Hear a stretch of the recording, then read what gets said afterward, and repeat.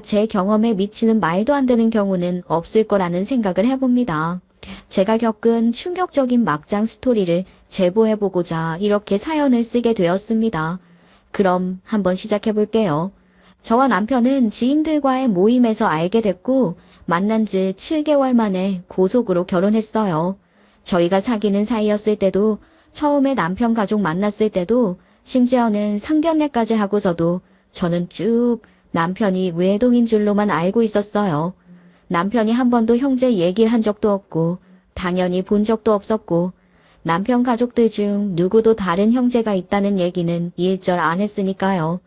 그런데 결혼을 일주일 정도 앞두고 신혼집 짐 정리를 하던 와중에 제가 남편 책 속에 꽂힌 사진 한 장을 발견한 거예요. 남편 아주 꼬마저게 찍은 가족 사진 같았는데 거기 웬갓난 아기가 한 명 있더라고요. 그래서 남편한테 물었죠. 그랬더니 신우라고 하는 거예요. 그래서 전 처음엔 신우이가 어릴 때 죽은 건 줄 알았어요. 내가 괜히 아픈 데를 건드렸구나 싶었죠. 어릴 때 신우이가 명을 달리해서 가족들 모두 시시했던 거구나. 지레짐작을 했던 거죠. 아, 미안해, 여보. 내가 괜한 얘기를 했나 보네. 응? 아, 미안하긴 뭐가 미안해. 당신이? 아니, 당신 동생 어릴 때 세상 떠난 거 아니야? 그래서 지금까지 나한테 말 안 했던 거고. 난 그런가 보다 생각이 들어서. 아, 그렇게 오해했구나.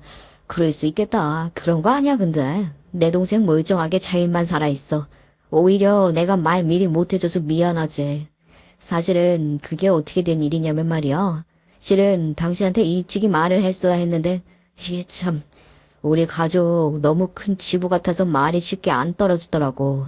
결혼할 사이에 그런 걸 숨기면 안 되는 것 같아서 그렇지 않아도 꼭 결혼 전에 말하려고 했었어. 여보, 대체 무슨 일인데 그래? 아, 나 좀 겁나려고 그런다. 실은 내 동생이 지 남자친구를 따라서 웬 사이비 종교 모임에 갔었나 봐. 우리도 전혀 모르게 간 거지. 근데 생각지도 못하게 거기에 제대로 빠져버렸고 나중엔 집까지 나가버린 거야. 아예 그 모임에 빠져서 집에 오지도 않고 완전히 정신을 놔버린 거지. 어머, 세상에. 아, 그래서 그냥 그렇게 내버려둔 거야. 아니지. 처음엔 당연히 집에 데려오려고도 노력해봤고 진짜 가진 애를 썼지. 근데 그거 진짜 말리기 쉽지 않더라.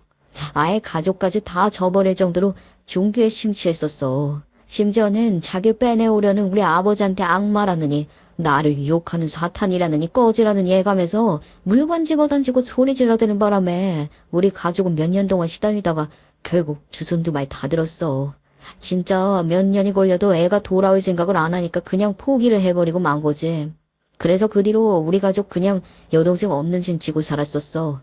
그 후로도 엄마는 여러 번 다시 데려오려고 노력했지만 아버지가 완고하셨어. 그런 건 내 딸 아니다. 니들도 그런 줄 알아라. 우리는 제 식구뿐인 거다 하면서 단호하게 선을 그으셨지. 그래서 그 뒤로 완전히 의절하고 지냈던 거야. 그러면서 남편은 자기도 갖고 있는 신우이 사진은 이 갓난아기적 사진 한 장뿐이라는 거예요. 그 사진 하나 겨우 챙겼어. 그건 어쩌다 잘못 책상 뒤로 흘러내려갔는지 책 사이에 껴져 있더라고. 근데 나머지 사진은 다 사라졌어. 아버지가 엄마랑 내가 집에 없을 때 집에 있던 걸 다 버린 거야. 내 동생 흔적이란 흔적은 모조리 없앤다고 가족 사진들은 물론이고 동생 졸업 앨범까지 싹 다 갖다 버린 바람에 남아있는 사진이 전혀 없게 된 거지. 그래서 동생 큰 사진은 하나도 없어. 얼굴 알아보기도 힘든 그 갓난아기 쪽 사진 하나가 전부고. 남편 얘기를 들으니 정말 놀랍더군요. 그런 사연이 있었다는 것도 놀랍고 어떻게 집에 신우이 흔적 하나 없이 모든 걸 그렇게 말끔히 치웠는지 그 대목도 좀 놀라웠어요. 부모 입장에서 아무리 자식이 그런다고 해도 그렇게까지 자식을 없는 셈 친다는 게 어떻게 가능한지, 심지어 사진까지 다 갖다 버릴 만큼 미워할 수가 있는 건지 여러모로 씁쓸하기도 하고 놀랍기도 하고 그렇더라고요. 아무튼 그 뒤로 결혼해 사는 동안에도 저는 일절 신우이에 대해서는 묻지 않았어요. 남편은 가끔 어린 시절 얘기를 하다가 신우이 얘기를 하기도 했고 시모도 몰래 와서는 예, 너도 우리 민영이에 대해서 들었다며? 아유, 저 양반만 아니었어도 내가 민영이랑 다시 데려와 보려고 노력을 했을 텐데 너도 저 양반 고지 마야지. 아주 민영이의 민자도 못 꺼내게 하신다. 그러니 나도 속이 타지 속이 타. 하면서 두어 번 언급을 한 적이 있었지만 시부 앞에서는 누구도 신우이 얘기를 하지 않았었죠. 그래서 저도 일절 언급을 안고 지냈었고요. 그러던 어느 날이었어요. 남편이 저한테 소개해줄 사람이 있다면서 약속을 잡는 거예요. 갑자기 밖에서 보자고? 무슨 일 있어? 실은 당신한테 보여줄 사람이 있어서 그래. 보통은 그런 일이 잘 없으니까 대체 누굴 소개해주려고. 그러나 싶어 좀 긴장을 하고 나갔었죠. 그런데 그 자리에 시모랑 같이 웬 젊은 여자가 나와 있는 거예요. 무슨 상황인가 어리둥절해 있는 제게 남편이 말했죠. 여보, 내 동생이야, 민영이. 새언니, 말씀 많이 들었어요. 저 오빠 동생 민영이에요. 어머, 아가씨? 아니, 이게 대체 어떻게 된 일이에요? 아니, 다시 만난 거예요? 아, 세상에. 남편은 설명을 하기 시작했어요. 실은 최근에 민영이랑 다시 연락이 닿아서 엄마랑 둘이서는 몰래 연락을 하고 지냈던 모양이야. 그러다가 엄마가 나한테 얘기를 해줘서 나도 며칠 전에서 다시 만나게 됐고. 아, 그럼 다시 연락하고 지내는 거예요? 거기서는 나온 거고요? 나오다니, 어디에? 아, 그 종교단체 말이야. 거기서 나와 지낸 지는 이미 좀 됐었나 봐. 얘도 회의감을 좀 느끼게 된 모양이야. 세뇌에선 겨우 빠져나왔는데, 글쎄 다른 문제가 하나 더 생겨버려서 쉽게 우리한테 연락을 못한 모양이더라고. 글쎄 내 동생이 그 사이 아이까지 낳았지 뭐야. 혼자서는 도저히 아이 키우기가 너무 힘들다 보니까 결국 버티다 못해 다시 엄마한테로 연락을 해야 하던 모양이야. 그러다 이렇게 다시 오가며 지내기로 한 거고. 혼자라면 아이 아빠는 혹시... 이 개놈의 자식이 그 종교의 세뇌에선 간신히 벗어나오긴 했지만 거기서 만난 남자랑 아이까지 나왔는데 그 죽일 놈의 자식 말이야. 글쎄 애가 생겼다는 말에 잠수를 타버린 모양이지 뭐야. 아무튼 얘 혼자 애 키우고 어떻게 다 감당을 하겠어. 우리라도 나서서 도와야지. 근데 아버지는 모르시게 해야 돼. 이상한 종교에 빠져서 지방까지 보냈다고 노발대발하셨는데 거기다 결혼도 안 한 애가 떡하니 애 엄마가 됐으니 아버지는 절대 민영이를 받아주지 않을 거야. 그래서 우리도 이렇게 밖에서 소개해지는 거고. 그러니까 당신도 아버지한텐 절대 비밀로 해야 해. 아버지 아시는 날에는 진짜 우리 다 끝장이라고 끝장. 저희 시부가 그렇게까지 막 나가는 사람은 아닌데 좀 고집이 있고 무뚝뚝해서 전혀 성격이 다정다감하지 못한 사람이거든요. 그래도 시부한테도 알리긴 해야 하지 않나 싶어 제가 물었더니 세 사람은 펄쩍 뛰면서 안 된다고 하는 거예요. 아니, 아버님이 아무리 지금은 그렇게 완고해 보이셔도 그래도 아가씨 다시 온다고 하시면 좋아하시지 않으실까요? 아무리 그래도 애지중지 키운 딸이었을 텐데 처음엔 화를 내셔도 결국엔 풀어주실 것 같아요. 아버님이 그렇게 말이 안 통하는 분도 아니신데 이렇게 속이는 게 좀 그냥 한번 된통 혼날 거 각오라도 하고 말씀드린 게 나을 것 같은데. 얘 말도 안 된다. 네가 그 인간을 아직 다 몰라서 그래. 속으로 지 딸 걱정이나 하는지도 몰라. 그렇게 걱정을 하는 양반이면 지 딸 사진이란 사진은 다 갖다 내다 버리고 태워버릴 리가 있겠니? 앞에서 아주 민영이 얘기는 하지도 못하게 하는 인간인데 만약에 얘 그대로 집으로 데려갔다가는 아주 그 머리를 빡빡 깎아 가둬버릴지도 모르는 노릇이다. 애가 짖다고 하는데 애나 어디 고아원 보내려고 안 하면 용하지. 안 된다 안 돼. 그 양반은 절대 몰라야 돼. 그래요 뭐.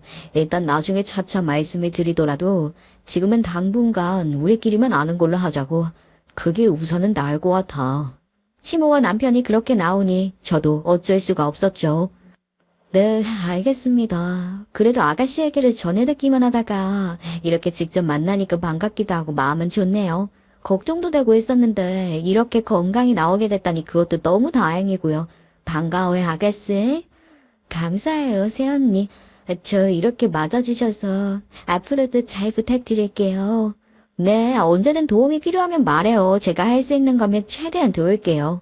혼자 아이를 키우느라 힘들었던 건지 수척한 모습의 미혼모인 신우이에게 전 도움이 필요하면 뭐든 얘기하라고 선의로 얘기를 했고 실제로 신우이는 그 뒤로 제게 의지를 많이 하기 시작했어요. 처음엔 그런 신우이가 안쓰럽고 안타까운 마음에 저도 기꺼이 불평 없이 신우이를 도왔죠. 저는 프리랜서 디자이너라 집에서 보내는 시간이 많거든요. 그런데 시누이는 애 놔두고 일도 다니고 하다 보니 너무 버거워 보이더라고요. 그래서 틈 나는 대로 제가 봐주기도 하고 많이 도와준 거죠. 시누이가 일 있으면 제가 애도 봐주고 병원에 가야 한다고 하면 제가 대신 데려가기도 하고 제가 애를 낳거나 길러본 적은 없지만 저희 언니한테 딸이 둘 있거든요. 저희 조카들은 자주자주 만나서 돌봐주기도 했으니까 웬만한 건 저도 할 줄 알았었죠. 또 시누이 아기가 워낙 순한 편이고 잘 울지도 않고 낯도 안 가려서 돌보기가 그렇게 어려운 편은 아니더라고요. 육아 난이도가 하에 가까운 아기였고 그래서 가끔 봐주는 정도야 가족 사이에 해줄 수 있는 부분이라고 생각했었죠.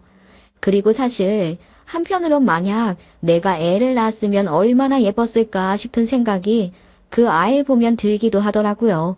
사실 저는 아이를 너무 갖고 싶었는데 결혼하고도 계속 아이를 가지지 못해서 2년 넘게 난임 클리닉에까지 다니고 있는 상태였었거든요. 그래서 말하자면 일종의 대리만족 같은 걸 느끼기도 했던 것 같아요. 그러니까 처음엔 그렇게 좋은 마음으로 봐주기 시작한 거죠. 시누이도 처음엔 좀 미안해하고 쭈뼛대길래 제 딴에는 마음 편하라고 괜찮으니 아가씨 필요할 때 부탁하라고 흔쾌히 말해준 건데 아무래도 제가 그 말을 괜히 했나 봐요. 어째 점점 제가 자기 애 봐주는 걸 당연한 듯이 여기기 시작하는 거예요. 도움이 필요할 때 말하라는 게 아무 때고 지 귀찮을 때마다 저한테 맡겨놓고 룰루랄라 편하게 지내란 소리는 아니잖아요. 근데 너무 당당하게 저한테 아이를 맡기기 시작하는 거예요. 점점 횟수도 빈번해지고 자리 비우는 시간도 길어지고 전 계속 이러면 안 되겠다 싶어 단단히 벼르고 있었죠. 자꾸 이러면 한번 제대로 말을 해야겠다 싶었어요. 그런데 하루는 저한테 찾아와서는 자기가 벚꽃놀이 가기로 약속이 돼 있다고 온 거예요. 벚꽃 보러 가는데 애가 빽빽 울어대면 좀 그렇잖아요. 잠깐 좀 봐주실 수 있죠? 그 순간 저도 완전히 빡이 제대로 친 거죠. 안 그래도 벼르고 있던 차에 잘 됐다 싶더라고요. 아가씨, 지금 이게 말이 된다고 생각해요? 아가씨가 지금 제정신이에요? 아니, 세훈이 갑자기 그게 무슨... 갑자기가 아니라 그렇지 않아도 언제 한 번은 이야기해야겠다 벼르고 있었는데 진짜 해도 너무하네요 정말. 아니 애 있는 엄마가 애를 최우선시해야지. 자기 놀러 간다고 나한테 맡기고 한다는 게 말이 되는 소리예요 지금? 아무리 내가 언제든 편하게 이야기하라고 했기로서니 어떻게 이런 게 그렇게 양심이 없어요. 자기 애를 그렇게 남한테 맡기는 게 당연하다는 듯이 구는 사람이 어디 있어요 대체. 아 내가 그렇게 만만해요? 아니야, 네가 만만하댔어요? 아, 그런 게 아니라. 만만한 게 아니면 뭔데요? 아가씨 눈엔 제가 집에서 룰루랄라 놀기만 하는 사람처럼 보여요? 집에 있으니 매일 노는 것처럼 보일지 모르겠는데 나는요, 여기가 내 일터고 내 직장이에요. 난 재택으로 일하는 프리랜서고 집에 있는 시간이 일하는 시간이라고요. 근데도 어떻게든 짬을 내서 잠깐 필요할 때 봐주겠다고 한 거고 내가 은우 봐준 건 다 4시간 짬내서 한 거라고요. 근데 어떻게 이렇게 당당하게 자긴 놀러 가겠다면서 나한테 애 맡기러 올 생각을 다 해요? 내가 호의를 베푸니까 사람이 무서워 보이나 본데 사람이 그렇게 호의를 당연한 권리로 여기는 거 아니에요. 뒤늦게 만났다고 그동안 밀린 시누이 노릇이라도 하고 싶어서 일부러 이러는 거예요 지금? 저도 그동안 참다 터져서 좀 크게 성질을 내고 말았죠. 그러자 시누이는 나한테 미안하다고 정말 잘못했다고 사과를 하더라고요. 아니에요. 절대 그런 거 아니에요. 시누이 노릇이라뇨. 그런 말은 당치도 않죠. 절대 그럴 생각으로 그런 거 아니에요. 골탕 먹이거나 할 생각도 전혀 없었고요. 그냥 언니 저도 너무 갑작스레 엄마가 돼버려서 너무 뭘 몰랐던 것 같아요. 아이가 갑작스럽게 생겨서 너무 생활이 흔들려서 그래서 힘들고 기댈 데가 없어서 그랬어요. 엄마한테 아이 맡기기에는 아빠가 집에 계셔서 어렵고 달리 어디 부탁할 때도 없고 그래서 새언니가 잘해주시고 언제든 맡겨도 된다고 해주시고 하니까 저도 모르게 안심이 돼서 자꾸만 기대게 됐던 것 같아요. 새언니 말대로 진짜 호의를 베풀어 주신 건데 새언니한테 제가 진짜 그러는 게 아니었는데 정말 죄송해요. 제가 너무너무 철이 없었어요. 그죠? 놀러 가면서까지 이렇게 애를 맡기면 안 되는 건데 너무 힘들고 지쳐서 제가 잘못했어요, 정말. 지금까지 봐주신 것만으로도 너무 감사하죠. 그거 모르면 인간이 아니죠, 정말. 신우이는 그렇게 잘못했다고 납작 엎드리더라고요. 신우이가 뻔뻔하게 나왔으면 아마 대판 싸우든 단판에 지었을 텐데 신우이가 그렇게 사과를 해오니까 저도 좀 전에 너무 과하게 화를 냈나 싶어 좀 민망하고 미안한 마음도 들더군요. 네, 아가씨가 그렇게 나오니까 나도 좀 전에 너무 화난 건 미안해요. 하지만 아가씨 정말 정신 똑바로 차려야 돼요. 아가씨 힘든 걸 내가 왜 모르겠어요. 아직 20대고 어리고 엄마가 된 것도 처음이고 힘든 것 투성이겠죠. 왜 힘들지 않겠어요. 하지만 은호한테는 엄마가 세상의 전부잖아요. 아빠도 없는데 엄마뿐인데 엄마가 이렇게 약해서야 어떻게 해요. 지금부터라도 단단히 마음 붙들어 매고 아이 생각을 최우선으로 해야죠. 아기는 자기가 원해서 세상에 나온 게 아니잖아요. 부모가 마음대로 낳아놓고 아기 짐짝 취급하면 그건 정말 안 되는 거잖아요. 그러니까 힘들다, 지친다 그렇게만 생각 말고 아이에 대한 책임감을 좀 더 가져요. 그건 진짜 한 살이라도 더 먹은 입장에서 충고하는 거예요. 애는 없지만 결혼도 먼저 했고 내가 더 나이도 많으니까 내 말 들어요. 네, 새언니 말씀이 다 맞아요. 다 맞는데 정말 지치는 건 어쩔 수가 없네요.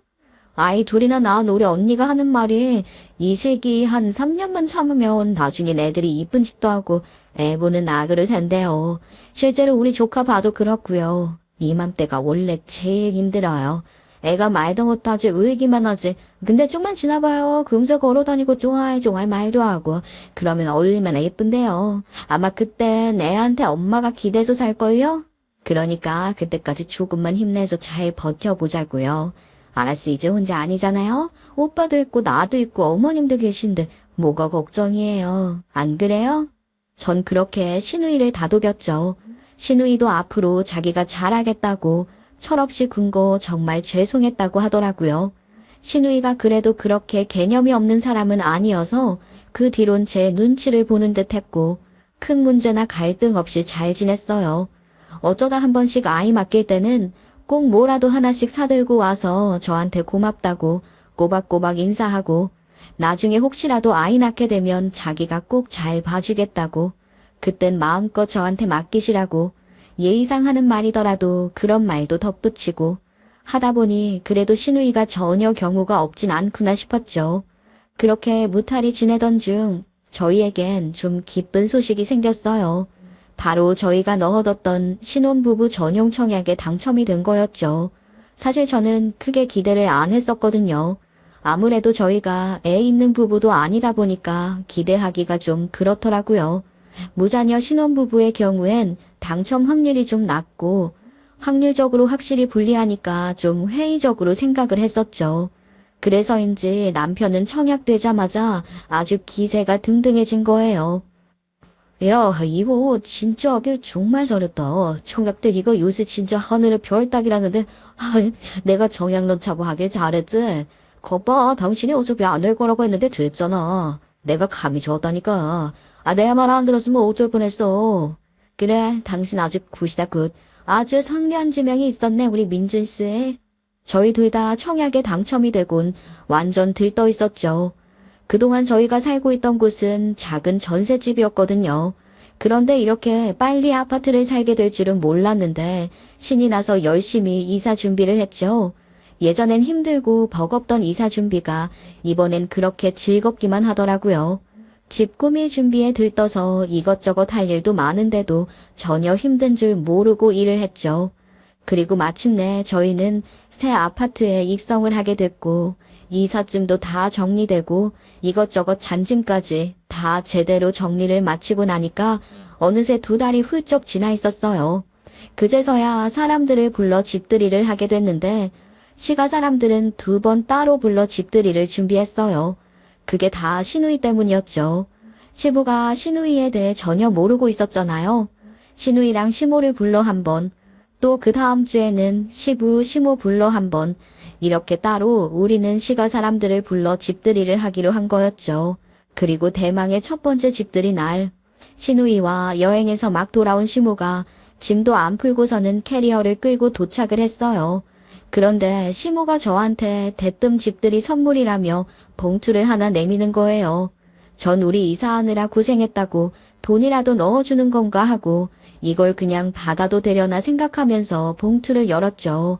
여차하면 그냥 괜찮다고 하려고요. 아, 이게 뭐예요, 어머니?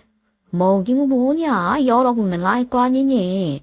그런데 웬걸 봉투는 얇았고 봉투 안에 들어있는 종이를 꺼내져 나온 건 이혼소장이었어요.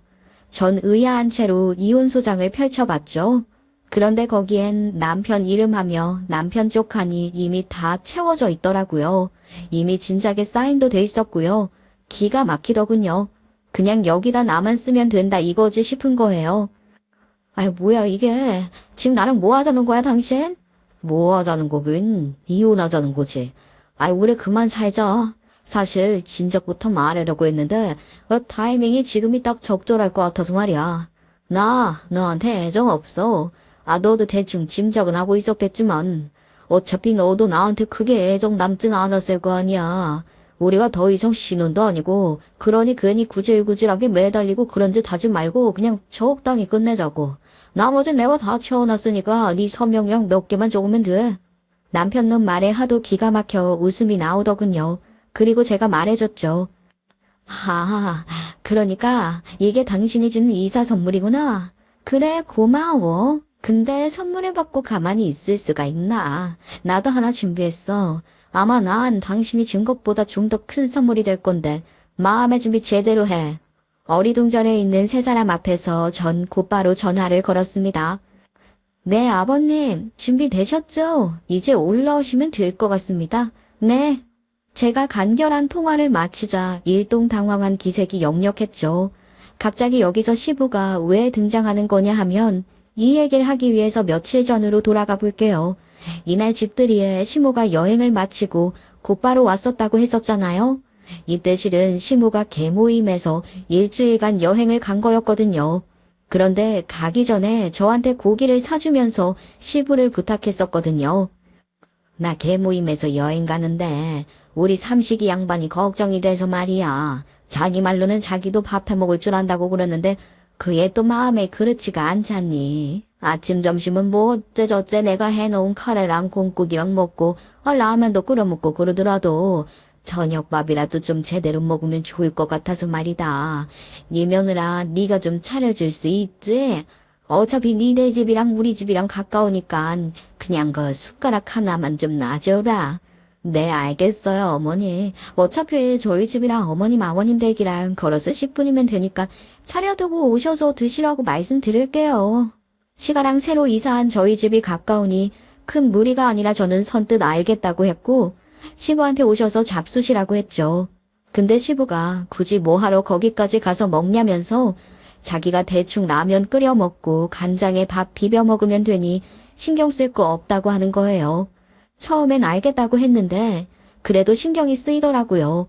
알아서 챙겨 드시기야 하겠지만 시모가 저한테 따로 부탁까지 했는데 나중에 시모 보기도 좀 민망할 것 같고 해서 둘째 날엔 반찬을 좀 싸들고 시가로 갔어요. 오식이 번거로우면 그냥 반찬이랑 국이라도 놓고 갈 테니 데워 드시라고 할 참이었죠. 그런데 시가에 들렀더니 초인종을 눌러도 답이 없는 거예요. 안 계시나 싶어 찬이라도 두고 가려고 저는 현관 비밀번호를 누르고 들어갔어요. 이전에 시모 심부름하면서 집에 잠시 뭘 좀 가져가느라 비밀번호를 문자로 받아뒀던 게 있었거든요. 집에 들어선 저는 아무도 없나 하고 두리번거리는데 그때 방 안에서 울면서 막 소리치는 게 들리는 거예요. 아이고 민영아, 우리 민영이, 우리 딸, 내가 너를 이렇게 떼놓고서 이러고 산다. 애비가 돼서는 내 딸 모른 자고 이러고 산다. 아니, 이게 무슨 소리야 대체? 초저녁부터 술에 취한 듯한 시부의 목소리에 놀라 방 안을 살짝 들여다봤죠. 시부는 술에 취해 인사불성이 된 채로 울면서 우리 딸 하면서 막 울어제끼고 있었고 얼핏 보니 딸 사진을 안고 있는 모양이더라고요. 아이고 얼마나 실씹는 초인종을 그렇게 눌렀는데도 못 들으셨는지. 그렇게 오열을 하다시피 울면서 자기 딸 사진을 부여잡고 있는 시부를 보니까 그동안 저희 앞에서는 시누이 밉다고 일절구일 생각도 않고 말도 못 꺼내게 하더니 그래도 속으론 그리운 마음이 있었구나 싶더라고요. 게다가 딸 사진 흔적도 하나 없이 다 없애버렸다더니 역시 아버지 마음이 그럴 수가 없었겠죠. 사실은 시부도 다 버리지를 못하고 딸 사진을 몰래 간직하고 있었구나 싶어 좀 짠한 마음이 들더군요. 그래서 안쓰러운 마음에 시부를 좀 달래주려고 다가가려 하는데 시부는 제가 가까이 다가가도 만취해 정신이 없어서 제가 온 줄도 전혀 모르시더라고요. 그런데 그 순간 시부가 안고 있던 시누이 사진을 가까이서 본 저는 순간 멈칫할 수밖에 없었어요. 우리 딸 어쩌고 하며 울어대는 걸 보면 당연히 시누이 사진이 맞을 텐데 그 사진 속엔 제가 아는 시누이가 없었거든요. 저희 시누이가 아닌 전혀 다른 처음 보는 얼굴이었죠. 그 순간 머릿속엔 물음표만이 가득했어요. 이게 어떻게 된 일인지 너무 혼란스럽더라고요. 이게 어떻게 된 건지 생각하며 그 짧은 순간에 제 머릿속에는 많은 경우의 수가 스쳐 지나갔어요. 시누이가 혹시 한 명 더 있는 건가? 내가 모르는 시누이가 또 있나? 근데 그럴 가능성이 얼마나 되겠어요. 집 나가 연 끄는 시누이가 하나도 아니고 둘씩이나 된다는 게 말이 안 되죠. 게다가 남편이랑 시모가 이미 나한테 시누이도 보여주면서 그런 얘긴 일절 안 했는데 그게 아니라면 혹시 시누이가 성형수술이라도 한 건가? 그래서 내가 전혀 모르는 다른 얼굴이 된 건가? 그런데 그것도 뭔가 말이 안 되는 것 같은 거예요. 아무리 얼굴을 뜯어고친다고 해도 본판이란 게 있는데 그 사진 속에 있는 얼굴은 얼굴형도 인상도 체격마저도 전혀 제가 본 시누이랑은 딴판이었으니까요. 이것도 저것도 아니라면 대체 무슨 상황인지 의문이 가시지 않았어요. 그 와중에 시부는 울다 지쳐 잠이 들었고 저는 시누이 사진을 한참 동안 들여다보며 혼란에 빠져 있었죠. 대체 뭐야 진짜. 이 사람이 내 시누이라면 그 사람은 대체 뭐야. 혼란스러워진 저는 대체 어떻게 된 일인지 남편에게 따져 물어봐야 하나 고민을 하다가 아무래도 그건 아닌 것 같다는 생각이 들더라고요. 남편이 모르는 뭔가가 있을 수도 있고 혹은 남편이 숨기는 뭔가가 있을 수도 있겠다는 감이 왔으니까요. 혹시 남편이 저를 속인 거라면 남편한테 가서 묻는 게 답이 아닐 거 아니겠어요? 그래서 전 일단 남편에겐 아무 말 않고 다음 날 다시 시부를 찾아갔어요. 그리고 조심스레 시부에게 물었죠. 아버님, 사실 제가 어제 다녀가면서 아버님이 아가씨 사진 껴안고 오시는 걸 봤어요. 전 아버님께서 아가씨를 그렇게 그리워하시는 줄은 몰랐어요. 아니요, 언제 그걸, 그게 그리워한다라기보다도 이번 참 부끄러운 모습을 지켜버렸구만. 아니에요, 아버님. 아버지께서 딸을 그리워하시는 게 당연한 거죠. 부끄럽다니요. 중요한 건 그게 아니라 제가 도저히 모르겠어서 너무 의아한 게 있어 여쭤보려고 온 거예요. 그게 사실은 제가 아가씨를 만난 적이 있거든요. 아버님께는 아직 말씀드리지 말아달라고 다들 신신당부를 해서 아직 말씀을 못 드리고 있었던 건 죄송하지만 실은 1년 전쯤 제가 아가씨를 만났어요. 그래서 저희 집에도 오며 가며 지내고 있고요. 그래서 제가 아가씨 얼굴을 당연히 알고 있는데 아버님이 어제 안고 계시던 사진이랑은 완전히 다른 사람이거든요. 그래서 이게 어찌된 일인지 도저히 제 머리론 답이 안 나와서 그래서 여쭤보려고 온 거예요. 시부는 그게 대체 무슨 소리냐며 영문을 몰라 하고 저는 그런 시부에게 시누이 메신저 프로필 사진을 내밀어 보여줬죠. 이 사람이 아가씨 아니에요? 그러자 시부 갑자기 경악을 하는 거예요. 그러면서 저더러 캐묻기 시작했죠. 아니, 얘가 왜 네 시누이야? 왜 이걸 네 시누이로 알고 있는 거야? 대체 이게 어떻게 된 일이야? 그래서 전 그동안 있었던 일들을 모두 설명했죠. 언제 어떻게 다시 만나게 됐고 어떻게 지내고 있는지에 대해 그러자 시부는 노발대발하더군요. 이년이 왜 내 딸이야? 이년은 민준이 놈 전 여자친구야. 맙소사, 저는 그 순간 할 말을 잃었습니다. 대체 이게 무슨 소리냐고요? 시부는 어떻게 이런 짓을 할 수가 있냐고 길길이 날뛰었고 저는 충격에 빠져 아무 말도 할 수가 없었어요. 걔 그거 내가 우리 민준이랑 만나는 거 반냈던 애다. 결혼은 절대 안 된다고 내가 결사반대를 했지. 그랬더니 나중엔 나 때문에 헤어졌다면서 울고 해대더라. 그래도 뒤늦게나마 제대로 정신 차리고 너를 만나 잘 사는 줄 알았더니, 그게 아닌 모양이구나. 결혼까지 하고 나서도 정신을 못 차리고 취해서 그런 짓을 하고 있을 줄이야. 나는 상상도 못했다. 지어이 그것이 우리 집안에 파탄을 내는구나, 파탄을 내. 무슨 이런 전인공노할 짓이 다 있어 그래. 하면서 시부는 소리소리를 질러댔죠. 시부도 저도 한동안은 제정신이 아니었어요. 시부는 시부대로 충격이었고 저는 어땠냐고요? 말해 뭐 하겠어요. 시누이가 아니라는 걸로도 모자라서 알고 보니 내 남편의 불륜녀였다는 걸 알았으니 말할 것도 없었죠. 그 배신감, 경악은 정말 말로 설명할 수가 없을 정도였죠. 저는 당장이라도 가서 남편 놈 멱살을 쥐고 흔들어대고 싶은 심경이었지만 그것만으론 분이 풀리지가 않을 것 같더라고요. 한참이 지나서야 가까스로 진정한 시부와 저는 곧 이성적으로 생각하기 시작했어요. 그리고 이 정신 나간 새놈을 제대로 참교육시켜줄 방법을 생각했죠. 안 그래도 집들이 날짜까지 잡아놨으니 가짜 시누이랑 남편, 시모 모두 한자리에 모으는 건 일도 아니잖아요.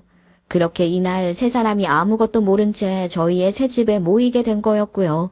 그런데 저도 이것들 참교육 시켜주려고 벼르고 있었지만 거기다 뻔뻔하게 이혼까지 요구할 줄은 몰랐던 거죠. 정말 생각 이상으로 더 수준 이하 인간들 아닌가요? 하기야 저한테 그런 거짓말을 해가며 저더러 상간녀를 시누이 대우하게 만든 것도 모자라 상간녀가 낳은 자식 새끼 수발까지 들게 했으니 애초에 짐승만도 못한 놈들인 거죠. 아무튼 그렇게 해서 밑에서 대기하고 있던 시부가 곧장 올라왔고 시모와 가짜 시누이는 벌벌 떨기 시작했죠. 남편은 경악을 했고요. 여보. 그러니까 여보, 잠깐만 진정하고 내 말을 좀 들어봐. 시부가 들이닥치자 시모는 시부를 진정시키려 애썼지만 시부는 곧장 걸어 들어오자마자 남편 놈 뺨을 갈겨버리더군요. 아버지 하고 외치는 남편에게 시아버지는 나 뒤에서 속이는 아들 새끼 나는 필요 없다. 어디서 우리 미녀 이름을 팔아 감히 이딴 짓을 꾸며 하며 고함을 질러댔죠. 남편 놈은 뺨 한 대 얻어맞고선 열이 받았는지 감히 반항을 하더라고요. 저러고 뭐 이렇게까지 하고 싶었는 줄 아세요? 이게 다 아버지 때문 아니에요. 그러게 짐작 우리 결혼 허락해 주셨으면 될 일 아닙니까? 이게 다 아버지가 이를 키운 거라고요. 아버지가 말도 안 되는 이유로 반대를 하니까 제가 이렇게까지 한 거잖아요.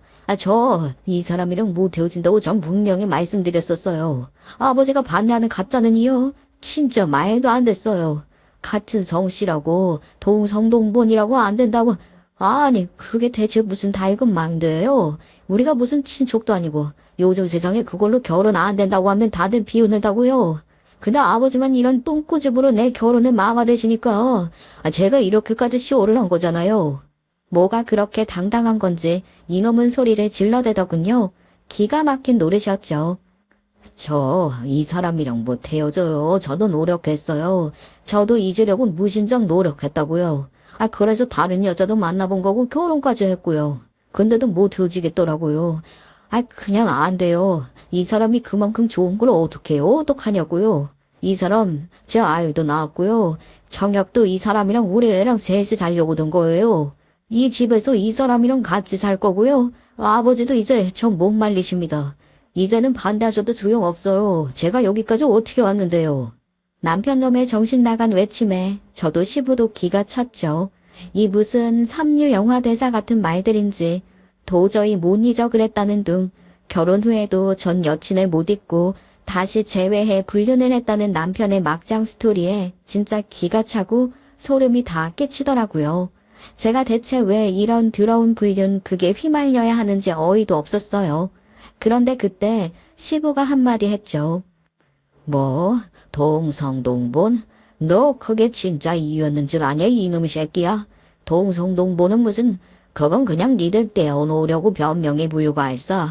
내가 전연에 반대한 건 그것 때문이 아니다. 다른 이유가 있단 소리야. 하. 그럼 대체 뭔데요? 우리 경화는 절대 안 된다고 절대 안 된다고 그렇게 반대하시던 그 이유가 대체 뭐냐고요? 남편 놈은 소리소리를 질러댔고 잠시 침묵하던 시부는 자기가 반대한 이유를 털어놓기 시작했죠. 사실 시부가 가짜 시누이, 그러니까 남편의 상간녀를 반대한 건 그 상간녀의 과거 이력 때문이었어요. 시부는 충격적인 말을 하기 시작했죠.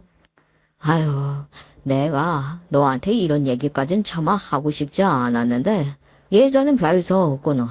사실 전에 둘이 교제하는 사이라고 인사를 왔을 때는 내가 반대하지 않았지.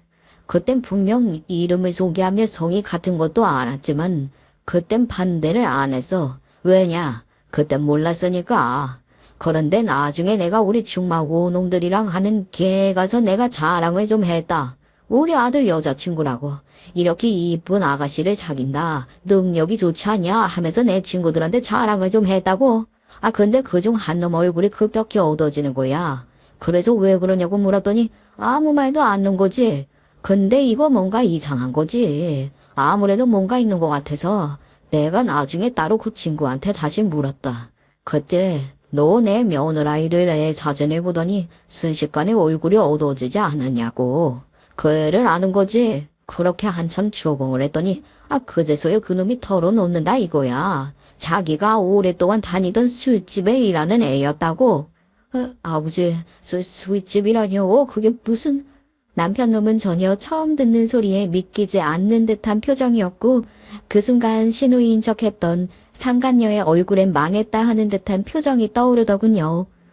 너도 알고야 성명이라고 내 친구.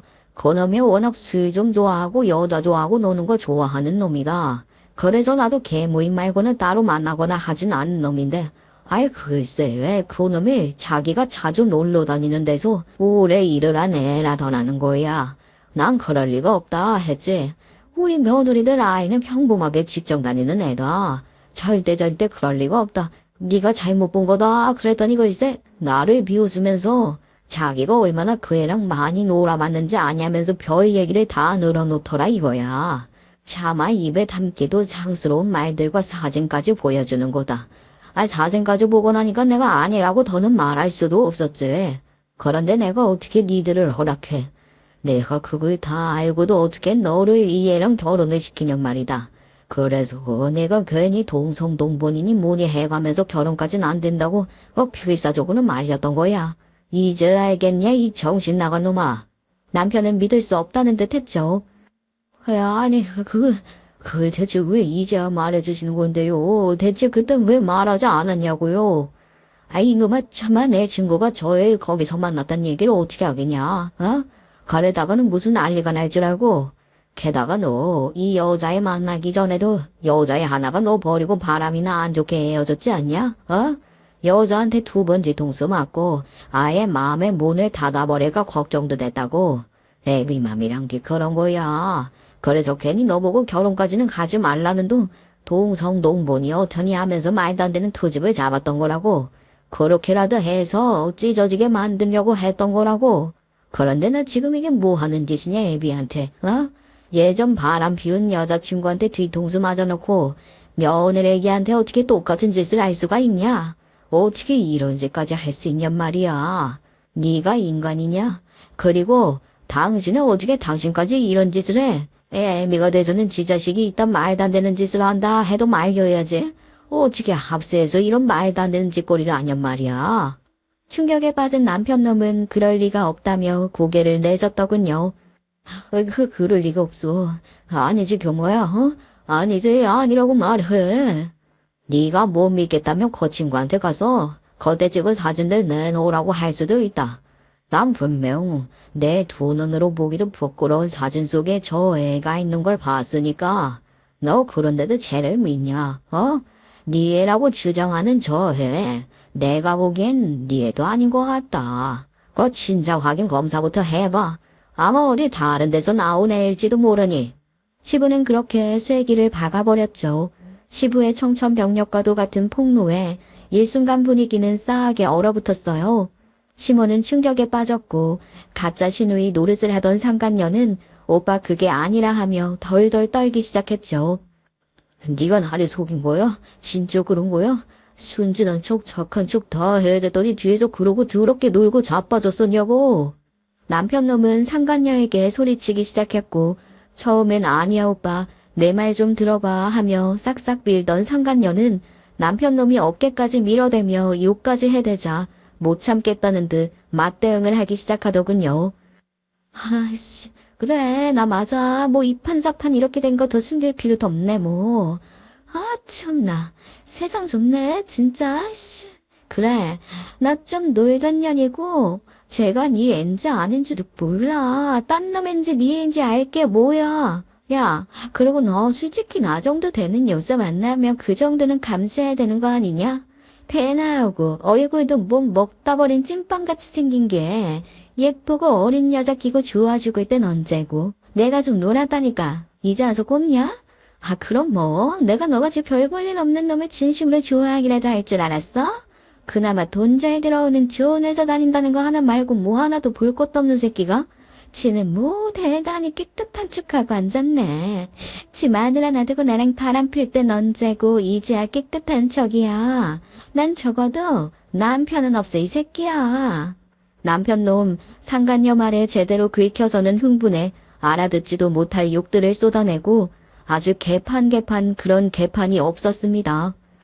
남편 놈이 흥분에 설쳐대니까 상간녀는 다 집어치우자. 어차피 이판사판 나도 더 이상 네 비유 맞히기 쉽지 않은데 잘됐다 하는 소리를 치고는 지혜를 들쳐업고 나가버리고 남편 놈은 벙쪄서 미친 듯이 벼웅만 쳐대더군요.